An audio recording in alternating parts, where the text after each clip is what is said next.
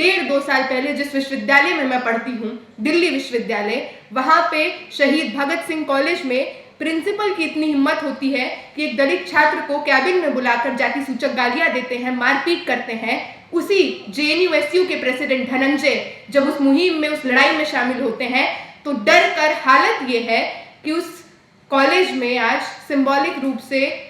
भगत सिंह के नाम पर, अंबेडकर के नाम पे ब्लॉक्स का नाम रख दिया गया है। बहुत सिंबॉलिक है, लेकिन ये डर, ये बौखलाहट इसी तरह से दमन करने वालों के दिलों में जिंदा रहेगी। लगातार सालों की विरासत, सालों की लड़ाई, सालों की शहादत के बाद एक संस्थान ही मजबूर होती है कि यूनिवर्सिटी ग्रांट्स कमीशन एक बिल लाती है इक्विटी बिल के नाम से, और जिसको लागू कराने के लिए JNU ये तय कर लेता है कि टस से मस नहीं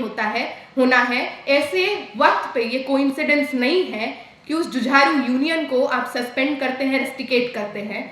मैं आज जब यहाँ पे बैठी हूँ तो मुझे ऐतिहासिक रूप से, आप जेंडर जस्टिस का नाम लीजिए, आप सोशल जस्टिस का नाम लीजिए, बार बार जब आप ये नाम लेंगे आपको JNU मशाल की तरह खड़ा हुआ दिखेगा, दीवार की तरह ढाल बनकर खड़ा दिखेगा। 2005 का नेस्ले आंदोलन हो, जहां पे कॉरपोरेट अंदर अपने ठिकाने सेट करने के लिए जगह ढूंढ रहा था, तो JNU के छात्र एक तरफ गोलबंद हुए और उसको बाहर निकाला। हम लोग देखते हैं देश में 76 में विशाखा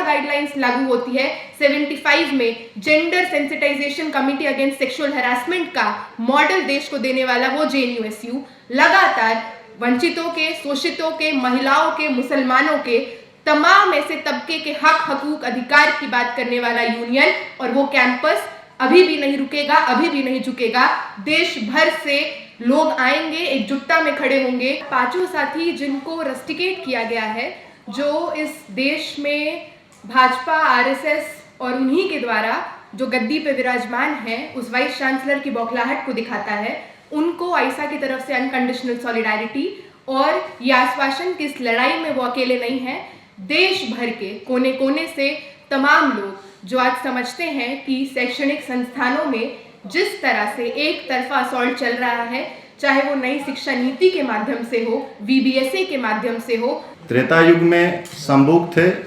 जो कि तप को लेकर के, पढ़ाई को लेकर के सवाल खड़ा किए, तो सत्ता ने उनका वध कर दिया।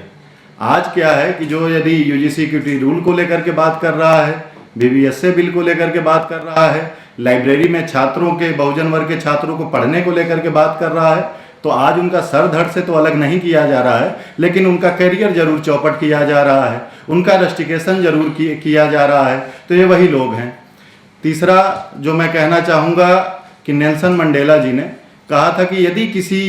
देश को बर्बाद करना है तो उस पर एटम बम फेंकने की नहीं आवश्यकता है, वहाँ की शिक्षा व्यवस्था को ही चौपट कर दो, वह देश अपने आप बर्बाद हो जाता है। हमें लग रहा है कि RSS के लोग नेल्सन मंडेला जी को बहुत ज़्यादा पढ़ लिए हैं उल्टी दिशा में, ये देश की शिक्षा व्यवस्था को ही बर्बाद करने में लगे हुए हैं। या कौन लोग हैं कि जो चाहते हैं कि जो शिक्षा है उनकी एक तिजोरी की चाबी रहे? ये वही RSS के लोग हैं जो कि चाहते हैं कि बहुजन तबके के जो छात्र हैं, विश्वविद्यालय में पहुँचे हैं, आगे अपनी मुखरता से बात न कर पाएँ, क्योंकि लाइब्रेरी में जाएंगे, पढ़ेंगे तो और फूले पैदा होंगे और अंबेडकर पैदा होंगे। तो ये नहीं चाहते हैं कि इस तरीके की लीक से कोई है। आप देखेंगे कि पूरे देश में UGC इक्विटी रूल को लेकर के लगभग सभी कैंपसेस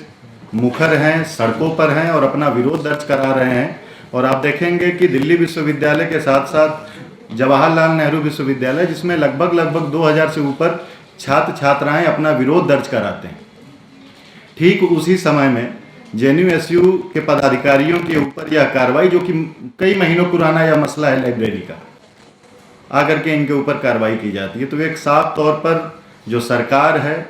और जो वाइस चांसलर हैं, जो कि संघ के खेमे से आती हैं, उनकी मनोदशा पर भी एक सवालिया निशान पैदा करता है। साथियों, थॉमस पेन की किताब the rights of a man, जिसको कि फूले जी ने पढ़ी, बाद में आप देखेंगे कि साहू जी महाराज ने बहुजनों के लिए आरक्षण दिया, आगे उसी लाइक में बाबा साहब भीमराव अंबेडकर जी ने संविधान लिखा कि सभी को समान अवसर मिले। तो आप देखेंगे कि वर्तमान समय में क्या हो रहा है कि जो भी लाइब्रेरी को लेकर के सवाल खड़ा कर रहा है, छात्र राजनीति पे जब हम बात करते हैं, स्टूडेंट एंड पॉलिटिक्स में फिलिप आल्डबैक ने कोल माइनिंग और कनारी की चिड़िया का उन्होंने संदर्भ दिया हुआ है कि कोल माइनिंग में जब मजदूर जाते थे तो उसमें कनारी की चिड़िया को लेकर के जाते थे, ताकि अंदर जाने पर जब जहरीली गैस निकलती है तो चिड़िया या तो बोलना बंद कर देती है या तो वह मर जाती है। तो JNU और तमाम जो छात्र हैं पूरे देश के, जो होने वाला लगातार आप स्कॉलरशिप की कटौती किए जा रहे हैं, PhD की सीट्स में कटौती किए जा रहे हैं, अलग तरीके की आप वहाँ पर फासिज्म थोपे जा रहे हैं, तो ये जो कनारी की चिड़िया के तौर पर गिने चुने जगहों पर छात्र संघ है। उत्तर प्रदेश में 5 सालों से छात्र संघ बैन है, जहाँ हम इलाहाबाद विश्वविद्यालय से आते हैं, 2018 में हम चुने गए, उसके बाद बैन है। BHU में और पहले से बैन है। तो जो छात्र संघ के लोग जो कि इनका ध्यानाकर्षण करा रहे हैं कि ये समस्याएं विशाल तौर पर आ रही हैं जो कि देश को बर्बाद कर देंगी, संविधान को जो आप तो चौपट कर ही रहे हैं, तो उस समस्या से लड़ने की बजाय कनारी की चिड़िया के तौर पर स्टूडेंट्स यूनियन का ही गला घोट रहे हैं आप आज तो अदिति का, सुनील का, गोपिका का, दानिश का गला घोट ले रहे हैं, लेकिन आने वाला जो भूचाल है, आने वाला जो भूकंप है, आप उसकी तौर पर नहीं देख रहे हैं, आप उसको नहीं देख रहे हैं, बल्कि इनका गला घोट रहे हैं। अंत में मैं यह कहना चाहूँगा कि रस्टिकेशन तो वापस होगा ही। तमाम छात्र संगठनों की लड़ाइयाँ, तमाम छात्र संघ लड़े, हम लोग भी इलाहाबाद में लड़े, ये डरपोक लोग हैं। ये तो वापस आपका रस्टिकेशन लेंगे ही लेंगे। साथ में जो UGC इक्विटी रूल है उसको भी लागू होगा रोहित एक्ट के तर्ज पर। साथ ही साथ यहाँ से 2 किलोमीटर दूर ही पार्लियामेंट है। मोदी जी आजकल बहुजन हितैषी अपने आप को ज़्यादा दिखा रहे हैं, तो हम यह मांग करते हैं बतौर बहुजन छात्र कि यदि आप सच में बहुजनों का और बहुजनों के छात्रों के हितैषी हैं तो अभी पार्लियामेंट चल रही है, UGC रूल नहीं बल्कि पार्लियामेंट में एक बिल लाइए, और यदि कोई भी डिस्क्रिमिनेशन जाति के आधार पर विश्वविद्यालयों में हो रहा है और अन्य आधार पर, तो वह क्रिमिनल ऑफेंस हो।